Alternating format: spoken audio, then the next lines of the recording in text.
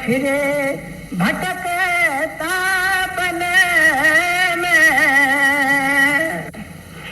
तू देख उलट करे मने में, क्यों फिरे भटकता बने में।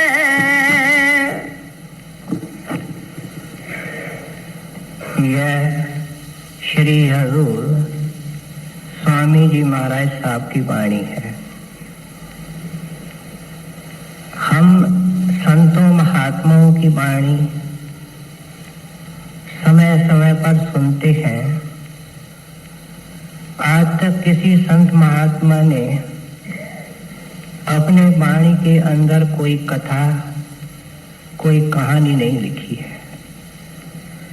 उपदेश दिया है, अपना संदेश दिया है और हमको चिताया है कि मनुष्य बनकर के क्या करना है। इस शब्द के अंदर स्वामी जी महाराज कहते हैं, भाई तेरा पिछला इतिहास महा दुखदाई है। और आप एक जंगल की मिसाल दे रहे हैं। कहते हैं जब एक आदमी भटकता हुआ घर से निकलता है और जंगल की तरफ चला जाता है तो उसकी हालत क्या होती है कि धीरे धीरे वो घर को भूलने लगता है और जंगल के अंदर परेशान रहता है। जंगल ऐसे भी हैं जो सैकड़ों मीलों में होते हैं, लेकिन ये जो जंगल है जिसका जिक्र स्वामी जी महाराज और संत महात्मा करते हैं, वह 84 का जंगल है। स्वामी जी महाराज ने अनेक स्थानों पर 84 को वन या जंगल कहा है। हम यहाँ कीड़े मकोड़े देखते हैं, पशु देखते हैं, पंखी देखते हैं और समझते हैं कि ये भी जूनिया है। लेकिन संत महात्मा कहते हैं कि ये आपका ही पिछला इतिहास है। जंगल के अंदर अंधेरा होता है, जंगल के अंदर खूंखार जानवर होते हैं, जंगल के अंदर सांप और बिच्छू होते हैं, जंगल के अंदर रहने खाने पीने की कोई आराम नहीं होता है और मौत हमेशा सिर पर मंडराती है। घोर अंधेरा होता है। अगर ऐसे जंगल के अंदर एक आदमी परेशान हो रहा है और किस्मत से उसको कोई ऐसा वाकिफकार मिल जाता है जिसके पास हथियार है, जो सूरमा है, जो उस जंगल की राह जानता है, उसको वो मिन्नत करता है, तब वह परोपकारी उसको समझाता है, भाई मेरा काम ही ये है कि जो इस जंगल के अंदर फंसा हुआ है मैं उसको जंगल से बाहर करूं। तो मुझे भी कर दोगे? हाँ, तेरे को भी कर दूंगा, लेकिन शर्त ये है कि जो मैं कहूं वह तेरे को करना पड़ेगा। तू कोई चूं चरप नहीं करेगा, तू कोई बहस उबासा नहीं करेगा, मेरे पीछे पीछे चलना पड़ेगा, मेरे आदेश की पालना करनी पड़ेगी। मैं तुमको खुद हथियार दूंगा, मैं तेरे को खुद बंदूक दूंगा और तेरे ऊपर जंगल का कितना भी खूंखार जानवर हो उसके लिए वो अचूक गोली होगी, अचूक बाढ़ होगा, तेरे को नुकसान नहीं पहुंचेगा।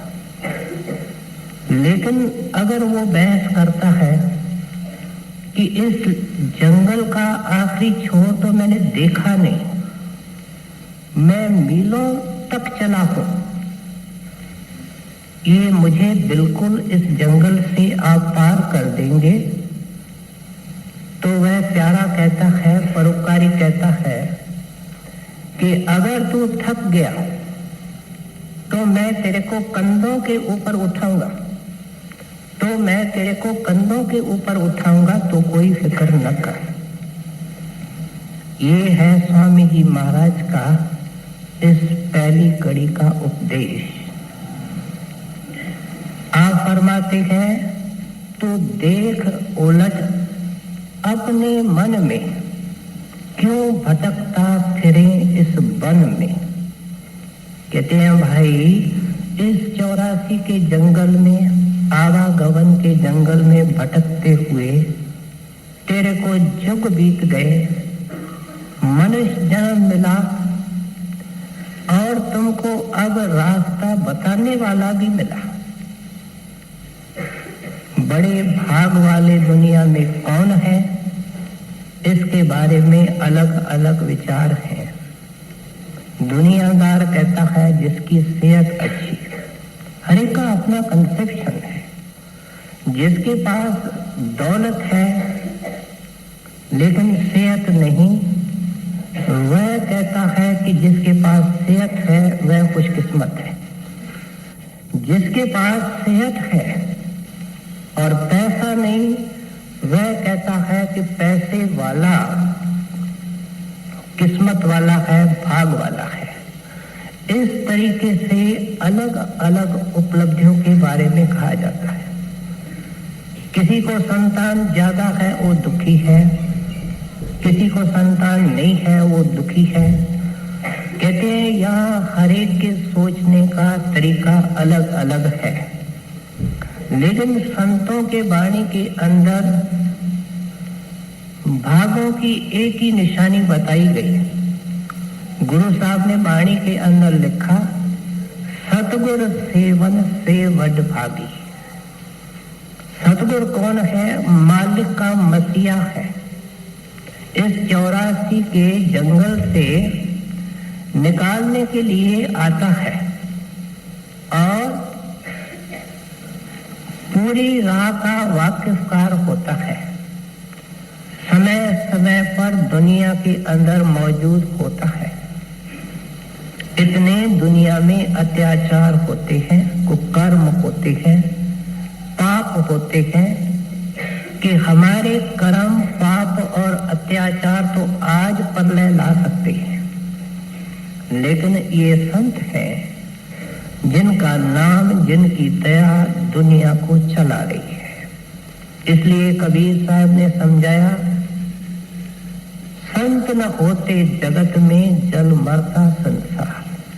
आग लगी आकाश को झर झर गिरत अंगार, संत न होते जगत में जल मरता संसार। इसलिए ये कहना कि संत पहले थे और अभी नहीं या इसके बाद नहीं, ये परमात्मा के दया को सीमित करना है। हर जमाने के अंदर जो भी आत्माएं हैं वो परमात्मा की किरणें हैं, उनको प्यारी है। ऐसे संत महात्मा दुनिया के अंदर आते रहते हैं। इसलिए कहते हैं जिसके भाग जागते हैं और परमात्मा की परम कृपा होती है, उसको ऐसा कैसा श्री हजूर स्वामी जी महाराज जैसा, कबीर साहब जैसा ऐसा गुरुदेव मिलता है और वो इस जंगल से निकालने का तरीका देता है। हजूर महाराज एक कहानी सुनाया करते थे कि एक नगरी थी जिसके अंदर राजा को किसी मुकरण वक्त के लिए गद्दी पर रखते थे। बाद में क्या करते कि उसको उतार करके जंगल में छोड़ करके आते और वहां उनको शेर बाघ खा जाते। ये हाल हर एक बादशाह का हुआ, लेकिन एक सियाना आया, उसने एक बड़े इंजीनियर को बुलाया और कहा कि मेरे को एक महल बनवाना है उस जंगल में, और जंगल को पूरा कटवाओ। महल का नक्शा पास करके उसको दिया और जल्दी से महल बनने लगा। वह सिंहासन पर था कि महल बन गया, जंगल कट गया। उसके मन पर कोई फिक्र, कोई डर नहीं था। उसको पता था कि इस मकान या महल से निकल करके मैंने एक और महल बनवाया है, मैं जाकर के उसमें रहूंगा। कहते हैं जब जब इंसान बना तुमको तख्त के ऊपर इंसान बिठाया गया। मनुष्य जामे को स्वामी जी महाराज ने तख्त निशिनी कहा है अपने वाणी के अंदर। कहते हैं ये जो तेरे को समय मिला है ये दुर्लभ समय है, लेकिन फिर इस वन के अंदर चले जाओगे, 84 के वन के अंदर, जहां बड़े भीषण डाकू हैं, कितने प्रबल काम क्रोध की लहरें हैं, कितने खतरनाक दुश्मन हैं, और तुम जिंदगी के अंदर अगर कोई इंजीनियर मिल जाए, कोई टेक्नीशियन मिल जाए, कोई साइंसदान मिल जाए। इस शरीर का साइंसदान सतगुरु है। डॉक्टर इस शरीर के केवल जिस्मानी चीज को जानते हैं कि जो इस शरीर के जिस्मानी हिस्से में है, लेकिन आज तक किसी डॉक्टर ने हमारे अंदर मन नहीं देखा।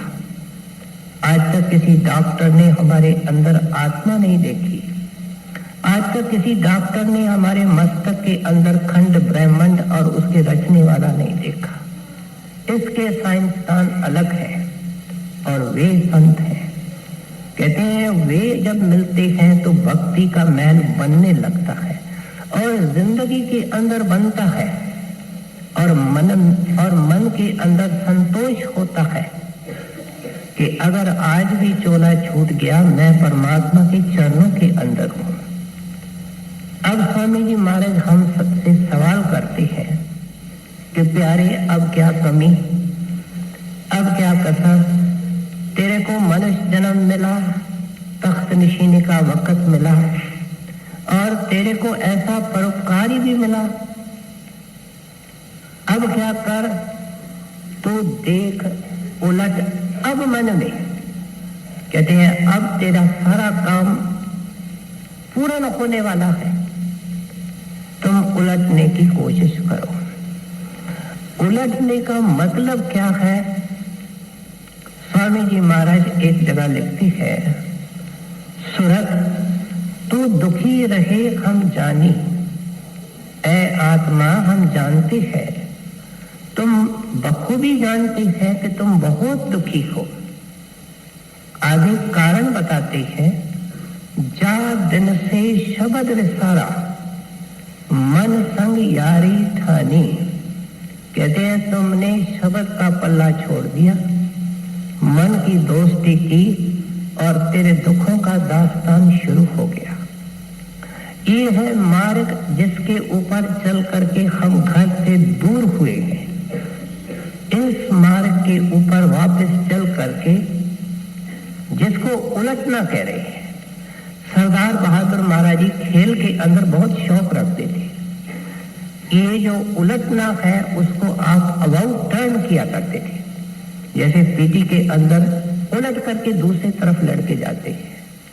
कहते हैं ये जो उलटना है वो क्या है कि मन का पल्ला छोड़ना है और शब्द से मित्रता करनी है। कहते हैं अब मन को मोड़ करके इस तरफ लाओ। हमने आपको नाम जपने का तरीका दे दिया।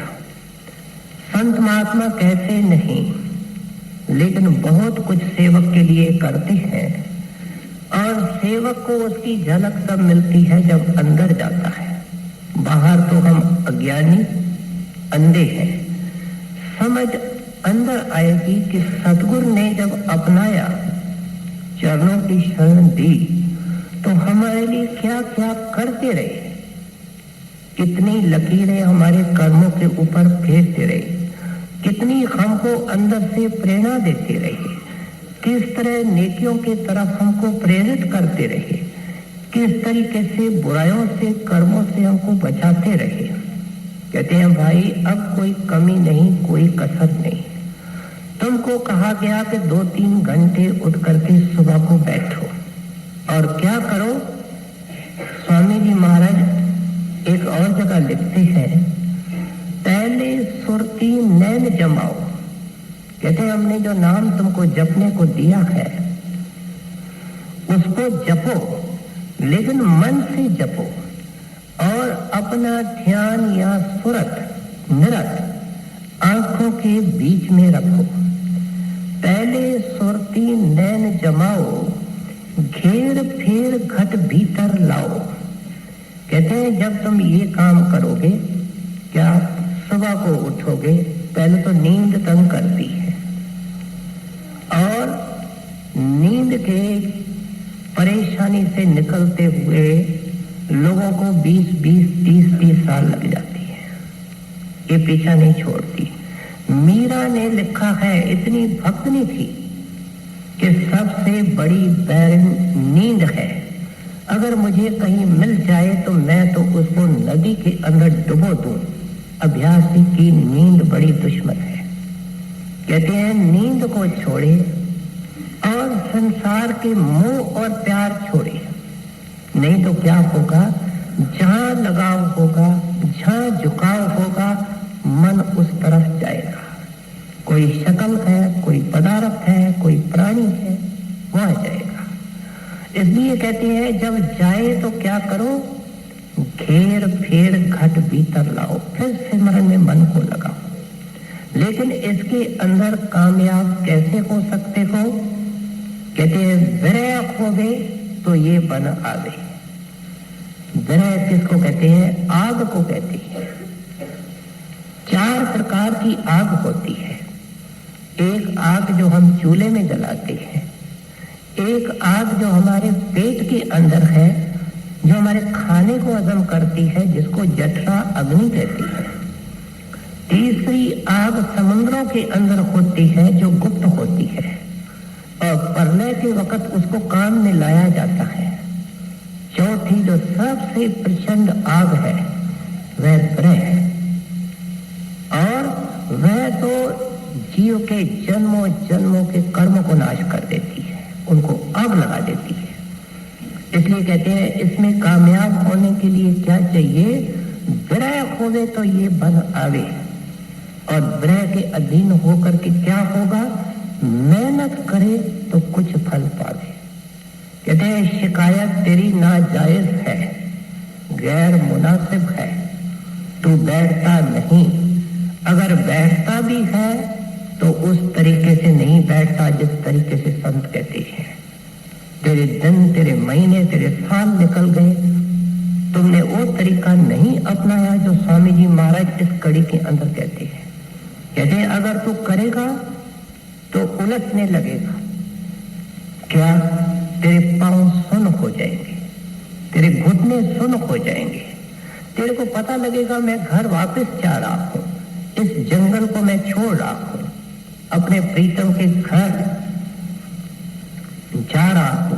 कहते हैं इसमें लगे रहो, और कोई दिन आएगा जब तेरे लिए खिड़की खुलेगी। कैसे ये खिड़की खुल सकती है, उसके लिए क्या क्या कुर्बानी देनी पड़ती है, क्या क्या विघ्न आते हैं, हम प्यार से हजूर स्वामी जी महाराज को आगे सुने। तू देख उलट कर मन में क्यों भटकता बन में, गुरु कहे तो छिने छिने सिमरे नाम निसदने में। कहते हैं परमार्थ के लिए सबसे जो इफेक्टिव साधन है उलटने के लिए, घर वापस जाने के लिए, इस भयानक जंगल को छोड़ने के लिए, कहते कहते हैं वो कौन सा है? गुरु कहे छिन छिन में, तू नाम सिमर निस दिन में। दिन को तो दिन कहते हैं, निस रात को कहते हैं।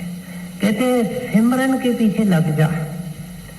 सत्संगी सत्संग में आता है तो किसी मकसद से आता है। बड़े भाग होते हैं जो गुरु के सत्संग में जाते हैं। अगर नहीं जा सकते हैं तो उस सत्संग में जाते हैं जहां गुरु का प्यार मिलता है, जहां गुरु के तरफ आगे जाने की प्रेरणा होती है। और कहते हैं इस सत्संग को तुमको अंत समय तक रखना है। हजूर महाराज फरमाया करते थे, प्यारे सुन ले, मन के लिए भजन करना एक नया काम है। करने की पूरी कोशिश कर। तू कहता है मैं कोशिश करता हूं, संत कहते हैं तू कोशिश नहीं करता। अब कौन सही है? कोशिश क्या है? जो हम दुनिया के कामों को सरंजाम करने के लिए करते हैं।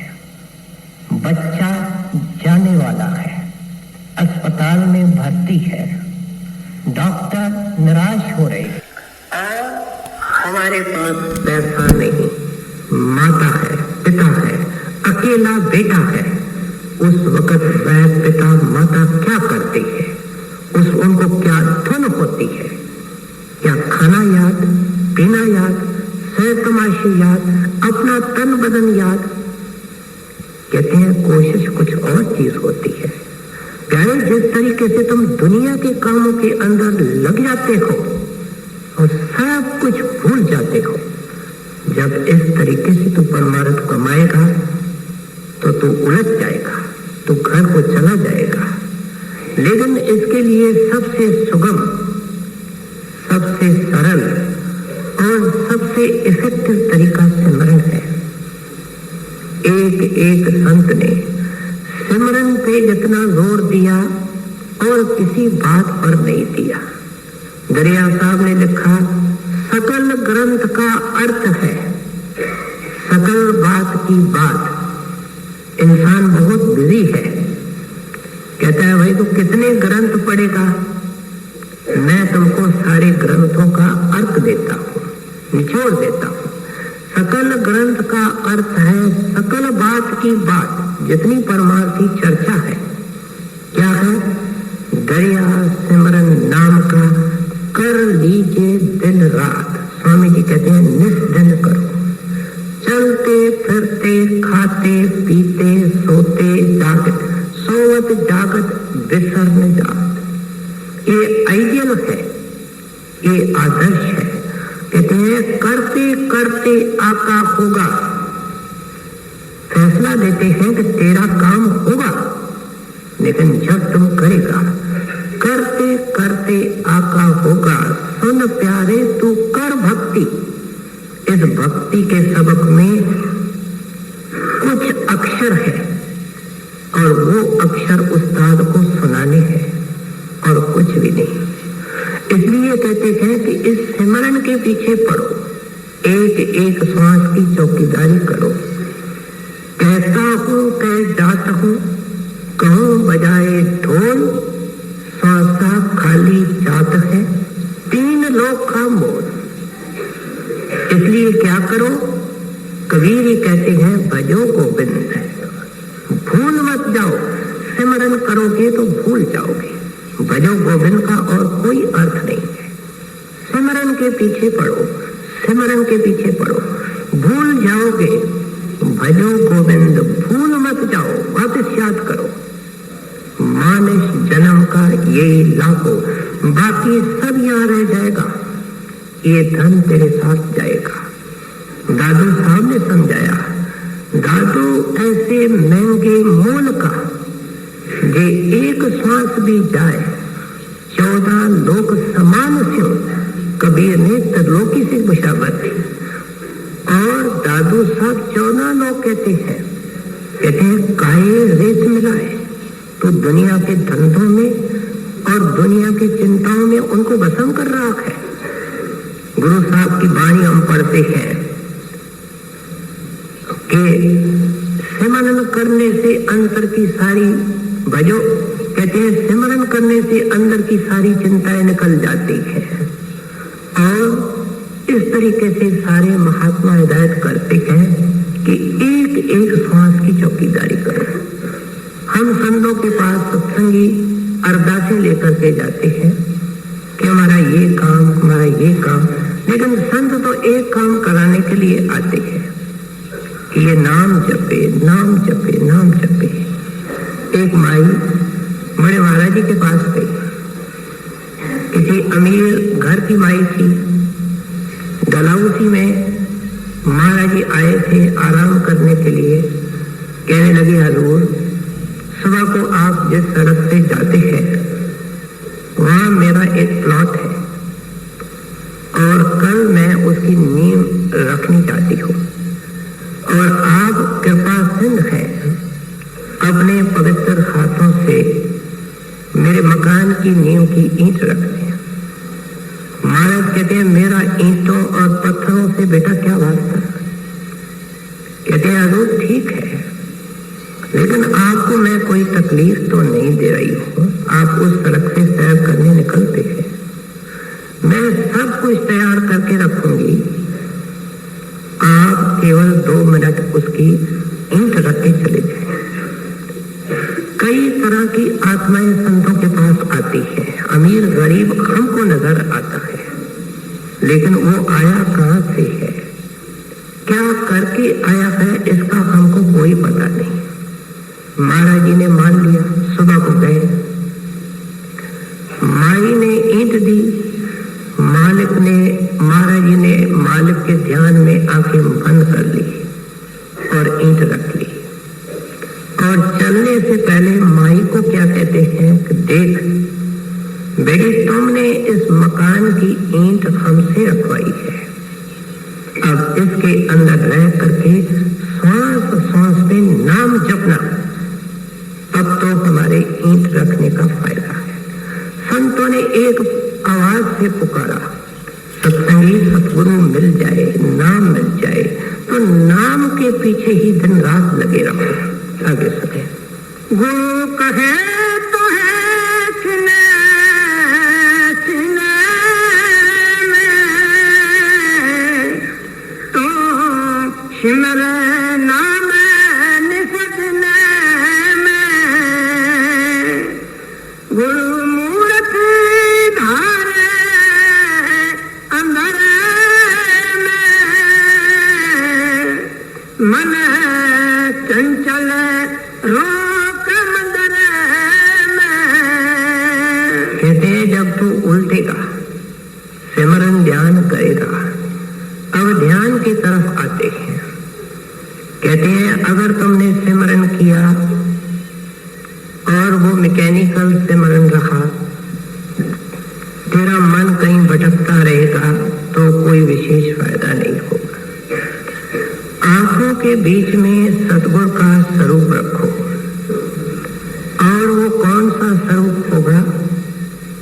कहते हैं, कल्पित स्वरूप होगा। जैसे तुमने देह स्वरूप के दर्शन किए हैं, इसके लिए दर्शन का बड़ा फायदा होता है।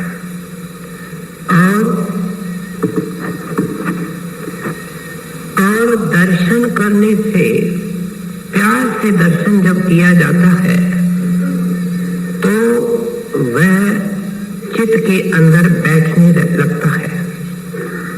सिमरन उसमें योगदान करता है। एक आदमी सोया पड़ा है, उसको हम आवाज देते हैं, नाम पुकारते हैं, तो सोया हुआ आदमी जाग करके कहता है, भाई बोलो, क्या काम है? ये जो नाम है, सिमरन है, वो गुरु का नाम है और वह तो जागता हुआ पुरुष है। जब ध्यान से इसको करेंगे तो कहते हैं कि उनका ध्यान आने लगेगा। और कहते हैं कि तुम उस मंदिर के दरवाजे के ऊपर बैठ करके ध्यान करो। भिखारी को अगर दान चाहिए तो दानी के दरवाजे में जाना और अरदास करना, इससे ही उसका काम होगा। जब भजन बैठे तो आंखों के बीच में शिव नेत्र में उस मंदिर का दरवाजा है। कहते हैं वहां गुरु का ध्यान धरो और ये 5 नाम की प्रार्थना करो। ये 5 नाम का सिमरन क्या है कि महाराज हमको अपने घर में ले चलो, अपने सतधाम, अपने सतदेश ले चलो। इसका और कोई अर्थ नहीं है, हमको और कुछ नहीं चाहिए। जहां आप निवास करते हैं वहां हमको अपने चरणों के अंदर निवास दो। सब काम इस सिमरन से हो जाएगा।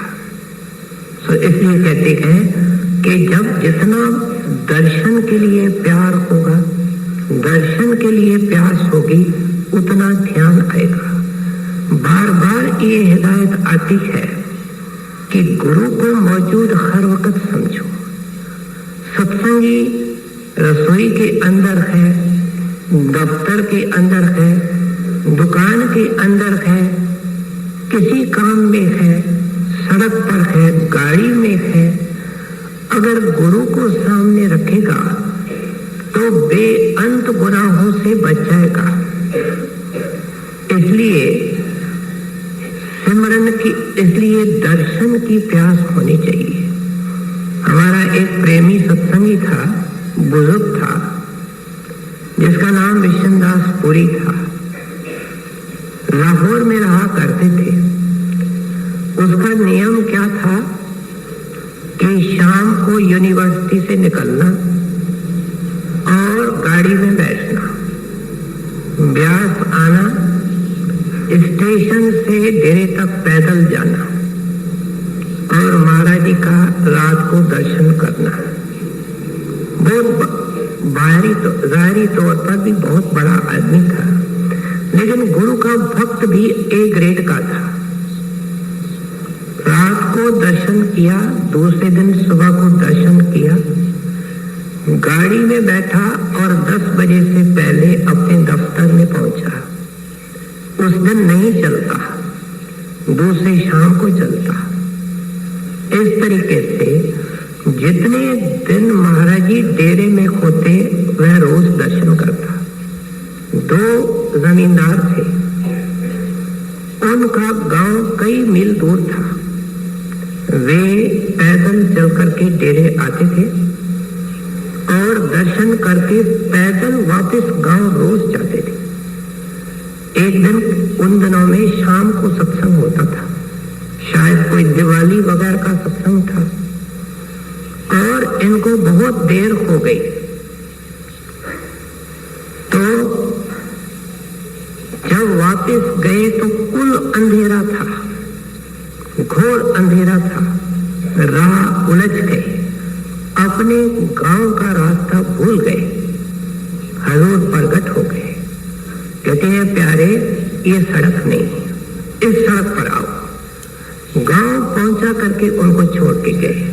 कहते हैं दर्शन की प्यास बहुत बड़े काम कर देती है, ध्यान में सहायता करती है।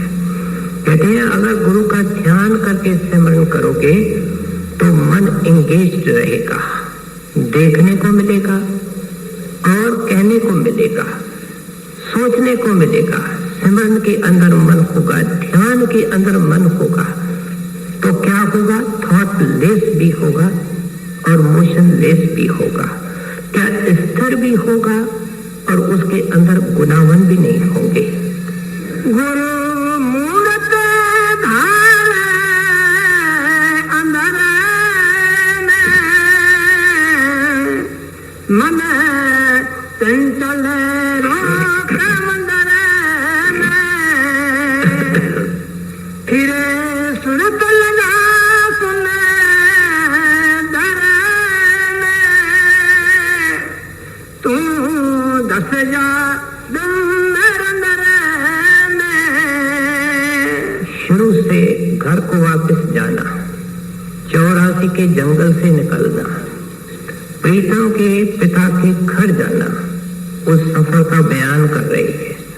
कहते हैं ऐसे अगर तुमने किया जैसे मैंने समझाया तो आंखों के बीच में जो सुंदर की खिड़की है वह खुलेगी और आप उसको शिव नेत्र को, दिव्य चक्षु को, या स्वामी जी महाराज ब्रह्म रंदर कहते हैं, रंदर दरवाजे को कहते हैं। कहते हैं उसके अंदर से तो प्रवेश करेगा और तुमको अंदर में सतगुरु दर्शन देंगे। इतवार को आया था, शायद इस इतवार से पहले, कि इसको सूरज, चांद, सितारे नजर आते हैं। कुरान शरीफ के अंदर या हदीस के अंदर पैगंबर साहब ने लिखा कि मैंने चांद के 2 टुकड़े किए और ऊपर गया। ये जिस वक्त अभ्यासी अंदर जाता है तो चांद के बीच में से इसको जगह मिलती है और ये ऐसे महसूस करता है कि चांद के 2 टुकड़े हो चुके हैं। कहते हैं फिर तेरे को अंदर में सतगुरु मिलेगा और वह महासुंदर है, महापरोपकारी है और तेरे अधिकार भी बड़े ऊंचे हो जाएंगे। कहते हैं क्या होगा? तू कमरा बंद करके बैठेगा, तेरे सामने होंगे, आंख बंद करेगा, तेरे अंदर होंगे। एक बार जो गुरु को प्रकट करता है, गुरु उसके अंग संग हो जाता है। अब हजूर महाराज एक वार्ता सुनाया करते थे कि उनका एक प्रेमी सेवक था जो एक बार दक्षिण हिंदुस्तान में नांदेड़ की तरफ जा रहा था और रास्ता भूल गया, किसी जंगल में चला गया। उसके साथ एक और यात्री बेसत्संगी भी था। अब जैसे ही शाम हुई, अंधेरा होने लगा, तब उन्होंने देखा कि हम राह भूल चुके हैं और घने जंगल में आ गए हैं। वह जो बेसत्संगी था उसने कई खूंखार जानवरों की आवाजें सुनी और वो तो रोने लगा। लेकिन वह प्रेमी क्या करता है, उसको ढाढ़स देता है, तसल्ली देता है और खुद भजन बैठ जाता है। किस हालत में था? जो हालत स्वामी जी महाराज यहाँ बयान करते हैं। जब बैठा तो अंदर में महाराज जी आए और फरमाने लगे कि कोई घबराने की बात नहीं, यहां से उठ करके तुम दाएं चलो, बाएं चलो, इतना चलो, फिर पगडंडी मिलेगी। वह पगडंडी तेरे को एक गांव में ले जाएगी। रात को उस गांव के अंदर आराम करना, सुबह को वहां से चल करके नांदेड़ चले जाना। भजन से उठा, ऐसे ही रास्ता मिला, ऐसा ही गांव मिला और सुबह को पहुंच गया। कहते हैं घर जाने का पूरा प्रोसीजर है। तो ऊपर से उतर के आया तो भी इस तरीके से, अब वापस जाना होगा तो भी इस तरीके से। फिर सूरत लगा सुना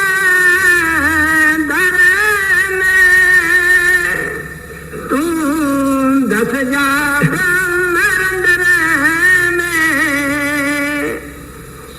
चुप बैठो गगन कंदर में, मन कहते घरो धुन धर में। कहते हैं अब क्या हुआ? खिड़की बंद हो गई। कौन सी खिड़की? ये अंदर चला गया। अब इसका बाहर कोई वास्ता नहीं। ये जो पतंजलि का योग है उसके 8 अंग है, लेकिन उसके अंदर 3 जो आखिरी अंग है, साधन है, वे हैं धारणा, ध्येय और समाधि। धारणा का विचार है, मतलब है आंखों के बीच में सिमरन के द्वारा अपने चित्त को एकाग्र करना। ध्येय का मतलब वो जो अंदर गुरु का स्वरूप है और और फिर जब उस स्वरूप के अंदर ये समा जाता है, समाधि का अर्थ क्या है कि ध्येय के अंदर समा जाना, आराध्य के अंदर, पूज्य के अंदर, जिसका ये पुजारी है, जिसकी ये आराधना करता है, उसमें ये लीन हो जाता है। कहते हैं तो गुफा के अंदर चला गया, क्योंकि आंखों के बीच में जो सुराख है वो बहुत बारीक है। गुरु उसको बंद कर देता है और कहता है, भाई सुन, अब मैं तेरा और तू मेरा। एक विदेशी ने महाराज जी को बेनती की कि हजूर मुझे टाइम दे, कृपा करके, आप बड़ी बिजी रहते हैं, मुझे तो ऐसा टाइम दें जो मैं जी खोल करके आपसे बात कर सकूं, खुला टाइम दें। तो महाराज जी ने मुस्कुरा के कहा, फिर तो आपको अंदर आना पड़ेगा। अंदर जब सेवक गुरु के सामने जाता है तो कोई बीच में नहीं होता है, एक सेवक एक सतगुरु, और वह इतना महासुंदर है, इतनी उसमें कशिश है कि ये अपने आप को भूलने लगता है। उसको देखते देखते जैसे बर्फ पिघलती है, ऐसे एक गुरु में समा जाता है। कहते हैं फिर ऊपर घंटे की धुन आएगी और गुरु कहेगा कि तुम अपने सूरत को उस घंटे के धुन के अंदर रखो। कहते हैं ये है सच्चा मंदिर, ये है सच्ची गुफा। तो उदास होकर के जंगल में चला जाता है, असली गुफा तेरे अंदर है। पलटू साहब ने लिखा, गगन गुफा के बीच प्याला प्रेम का जाके। कहते हैं वो प्रेम का प्याला क्या है? घंटे की धुन है, जिसके अंदर अमृत भी है। और वो जो गगन की गुफा है, सूरज चांद सितारे को पार करके फिर शुरू होती है। गुरुवाणी के अंदर आया, इस गुफा में अकुत भंडारा, तिस विच वसे हर अलग अपारा। ये घर का वापसी सफर है जो यहाँ से शुरू होता है। तो इसलिए समझाते हैं उस धुन के अंदर, घंटे की आवाज के अंदर कशिश है।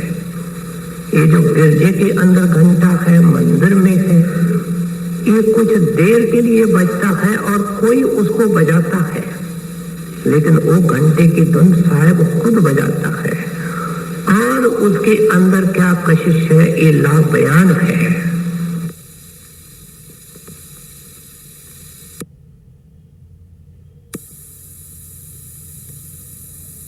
तुम्हें सूरत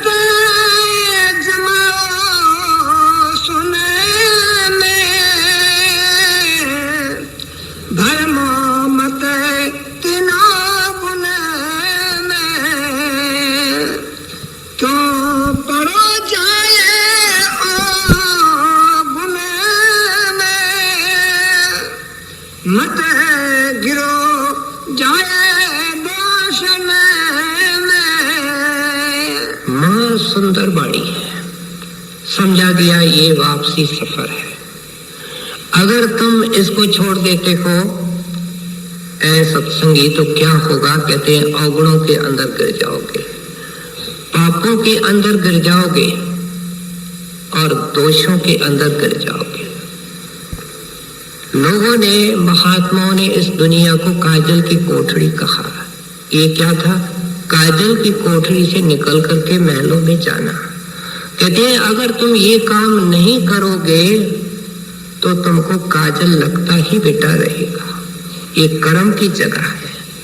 इसलिए तो स्वामी जी महाराज ने कहा, शब्द बिना जीव रहता गंदा। अब तक क्या बताया? शब्द के मार्ग को तय करना, सारा प्रोसीजर बताया, वापस लौटने का, उलटने का, घर जाने का, जंगल को छोड़ने का। कहते हैं अगर वो शब्द तेरे अंदर प्रकट नहीं, ऐ सत्संगी तू भली कह कि मैं संतों का सेवक हूं, लेकिन तू भी दिन रात गंदा हो रहा। किसी मुसलमान दरवेश ने कहा है कि शैतान और रहमान के बीच में कोई जगह नहीं है। अगर तेरा मन रहमान के साथ नहीं है, क्या गुरु और नाम में नहीं है, तो तुम शैतान और काल के पास हो। दोनों के बीच में कोई फासला नहीं है, कोई और जगह नहीं। इसलिए कहते हैं जिस वक्त भी तू नाम को छोड़ेगा उस वक्त तू दोषों के अंदर, अवगुणों के अंदर गिरेगा।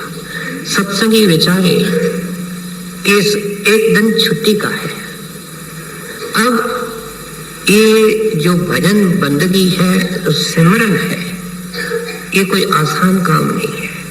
हजूर महाराज ने डेरे के अंदर देखो कितने सेवा के काम रखे हैं, क्योंकि उनको बखूबी पता है कि ये जो भजन सिमरन है वो 24 घंटे नहीं कर सकता।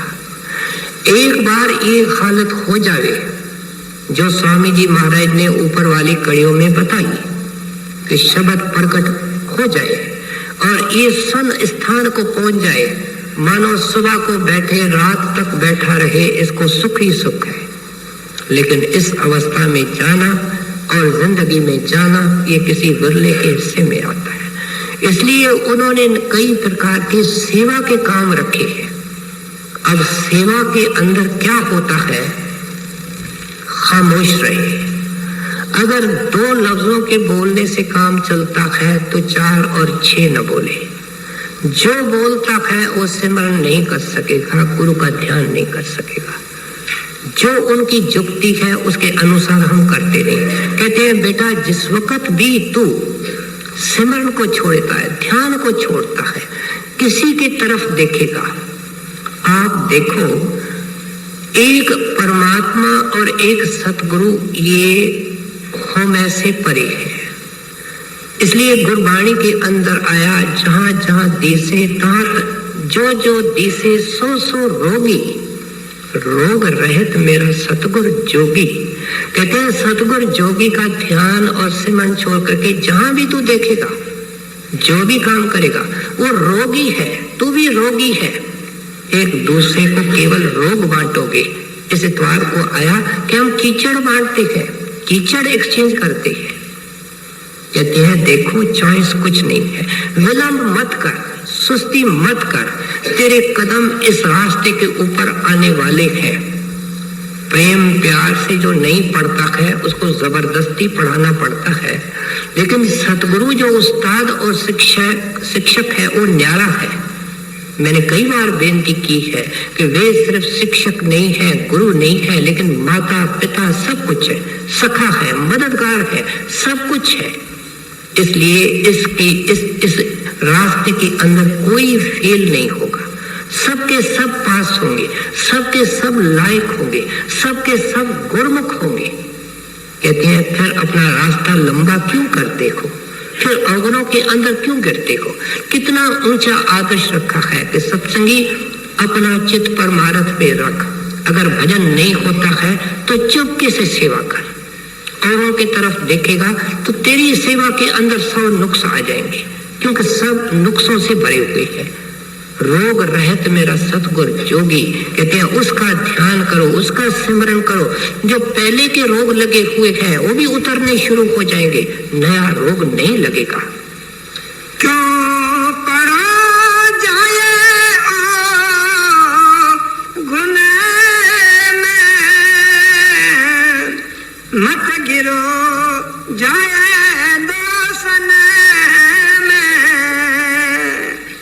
तेरा जन्म गया दोखन में, अब खोजे करो शब्द में। कहते हैं मन का धोखा क्या है कि फिर करूंगा। मन का धोखा क्या है कि ये मजबूरी है, इसलिए गुरु दयाल है, माफ करेगा।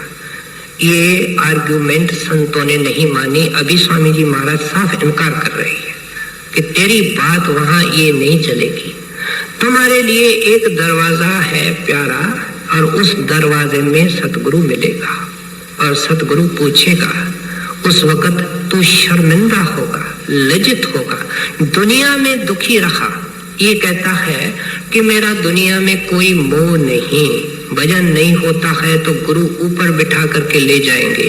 लेकिन अगर हम संतों के और महाराज जी के विचार पढ़ेंगे, कहते हैं जो 5 मिनट इस देह के अंदर बैठ करके भजन किया जाता है वो तो वर्षों में भी काम ऊपर नहीं होता है। भाई बीमार हो तो सराहने के ऊपर लेटे लेटे सिमरन करो। ये कहना कि मैं बीमार हूं, मैं मजबूर हूं, ये केवल मन का उज़्र है। कोई संत मत में संतों ने मजबूरी नहीं मानी जिसके अंदर नाम नहीं जप सकते। किसी ने महाराज जी को कहा, महाराज मैं बहुत बिजी हूं और मेरे को तो नाम जपने की फुर्सत नहीं। कहते हैं हम तुमको कैसे माने जब संत कहते हैं कि इंसान का मन सारा वक्त फ्री है। तुम्हारी बात माने कि संतों की बात माने। सो इसलिए कहते हैं भाई अपना ख्याल इस तरफ रखो और मुफ्त में अपने लिए बोझ मत बढ़ाओ और गुरु की चिंता बढ़ाओ। गुरु की आशा मंशा, गुरु की खुशी इस बात में कि सब दौलत की चाबियां दी, अब थोड़ी हिम्मत करके उठे चले, मार्ग तय करे, जहां वो खजाना रखा है उसको पा करके अमीर हो जावे, सारे कर्मों के कर्जे दे करके उसके बाद भी ये सच्चा बादशाह हो जाता है। ये बड़ा धनवान रह जाता है। वो काम है जिसके ऊपर संत जोर देते हैं, क्योंकि इस काम के करवाने के लिए संत महात्मा दुनिया में आते हैं। तेरा जन्म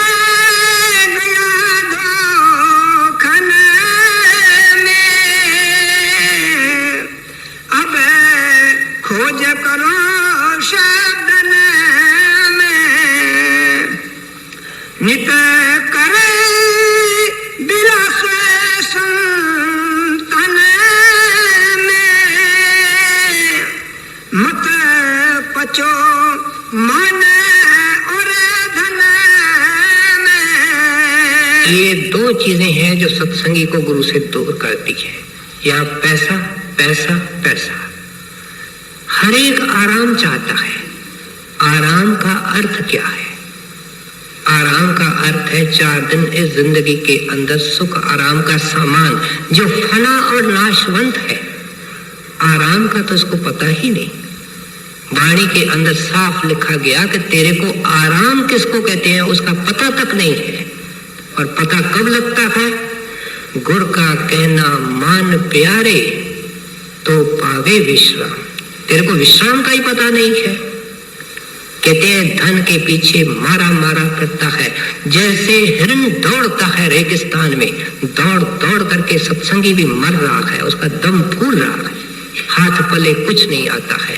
कई ऐसे कमरे हैं, एक महल मिला है इधर किसी थाईलैंड के देश में, उसके अंदर 360 कमरे किसी बादशाह ने बनवा दिए। आप देखो इंसान की ख्वाहिशें कहां तक जाती है। इस तरीके से मन भरने वाला नहीं, इस तरीके से तृप्त होने वाला नहीं। कहते हैं दूसरी कमजोरी क्या है कि वाह वाह करे, शान मान का भूखा है, दीनता इसके अंदर नहीं, अहंकार इसके अंदर नहीं। आसमान से पानी गिरता है बादलों से, हमारे देखते देखते नीचे स्थान को चला जाता है। कहते हैं सत्संगी पे तू सीखता नहीं कि जो नमाना बनेगा, जो दीन बनेगा, उसके तरफ वो रहमत का पानी आएगा, अमृत का आएगा। तू तो सिर ऊंचा करके आंखें ऊंची करके चला है। इसलिए स्वामी जी महाराज कहते हैं नित विलास करो संतन में, नित हरदम अपने अंदर सिमरन रखो, ध्यान रखो, परमार्थ की चर्चा रखो, और नहीं होता है सेवा करो, सेवा करते हुए सिमरन करो। सोने में सुहागा है अगर इस तरीके से सेवा की जाए। नित करे विलास संतन में, मत पचो मन और धन में, मन इंद्री बस करे तन में,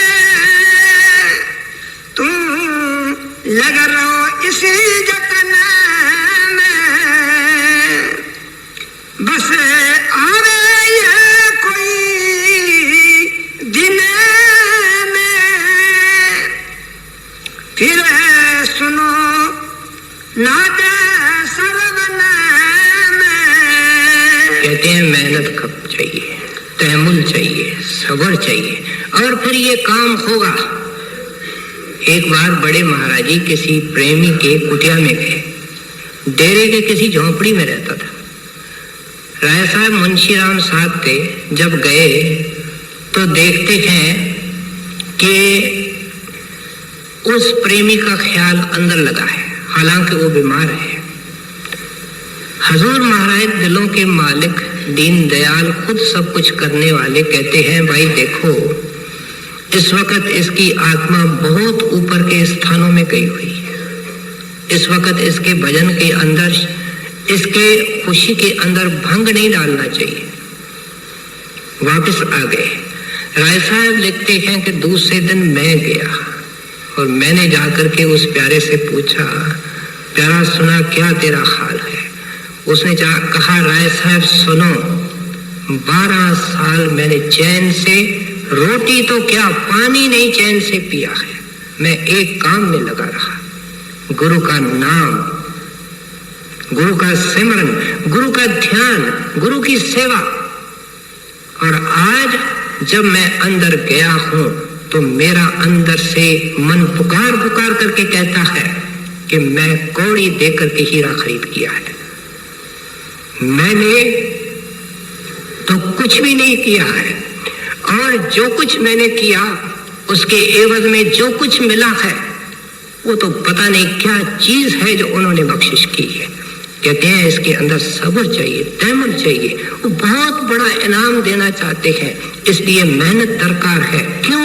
कि उसकी कदर आ रही, वो अंदर में ये रिटेन कर सके, हजम कर सके। बस आया है कोई दिन में, फिर सुनो नाद सरवन में, फिर देर न होए जागन में, तू मगन रहो रागन में। अब गिरे राधा स्वामी चरणन में, तेरा काज करे प्रदक्षिण में। कहते हैं ये वापस घर में आ गया। ये क्या है? जीते जी घर में जाना। जीते जी सुहाग को इन संतों महात्माओं ने जीते जी मरना कहा है। मरते वक्त इंसान को जमदूत पहले आंखों के बीच में लाते हैं, आंखों की पुतलियां बदलती हैं, इसको शरीर से अलग करके पकड़ के ले जाते हैं। अब ये काम इसने जिंदगी में गुरु के दया से और थोड़ी बहुत मेहनत करके प्यार से इसने कर लिया। कहते हैं अब ये जीवन मुक्त है, इसको कुछ नहीं करना। इसलिए पलटू साहब ने कहा, पलटू सोवे मगन में साहिब चौकीदार। संसारी काम भी उसके हवाले हो गए। हजूर महाराज जब बाबा जी महाराज के सेवक थे, उस वक्त इनकी हालत ये थी कि कभी कभी दफ्तर में बैठे बैठे शब्द इतना जोर से कुर्सी के अंदर बैठे हुए थे आता कि बेअख्तियार आपके नेत्र बंद हो जाते। कितनी देर अंदर में बाबा जी रखते, जितना मुनासिब समझते। जब ख्याल बाहर आता तो क्या देखते कि सारे सरकारी फाइलों पर जो जो काम करना था श्री बाबा जी महाराज ने उनके हैंड राइटिंग में, उनके अक्षरों में सारे फाइलों को डिस्पोज ऑफ करके खत्म कर दिया। कहते हैं उसको फिर कुछ नहीं करना पड़ता है। जैसे बच्चा माँ के गोद के अंदर एक बार बैठा, स्नान करवाना, साफ करना उसका काम है। अब ये मन के गोद के अंदर बैठा है, जंगल के अंदर भटक रहा है, कैसे इसको छोड़ सकता है? स्वामी जी महाराज ने बड़े सुंदर तरीके से समझा दिया। अब